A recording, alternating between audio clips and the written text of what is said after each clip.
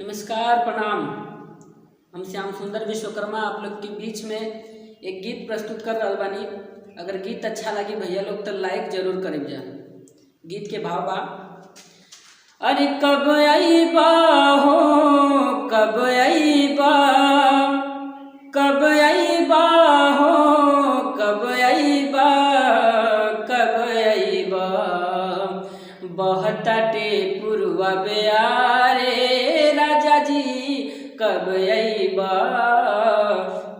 बहताटे पुरवा बेयारे राजा जी कब आईबा, जरता जवानी लहर उठे पानी, जरता जवानी लहर उठे पानी, हमरा के कबले तू तड़ पैब, सिहरे बदनिया हमारे राजा जी कब आईबा, बहताटे पुरवा बेयारे राजा जी कब आईबा, गर्मी में छोड़ी गईला हो, जाड़ा में ना आइला हो, कवना सब दिन के पीछे हमरा के तू भुलैला हो, गर्मी में छोड़ी गईला हो, जाड़ा में ना आइला हो, कवना सब दिन के पीछे हमरा के तू भुलैला हो, दिलवा के नाता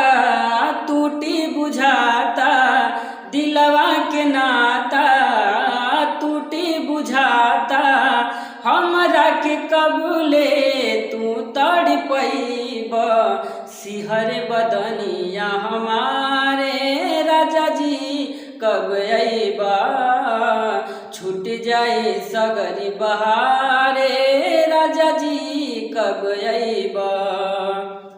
प्रणाम।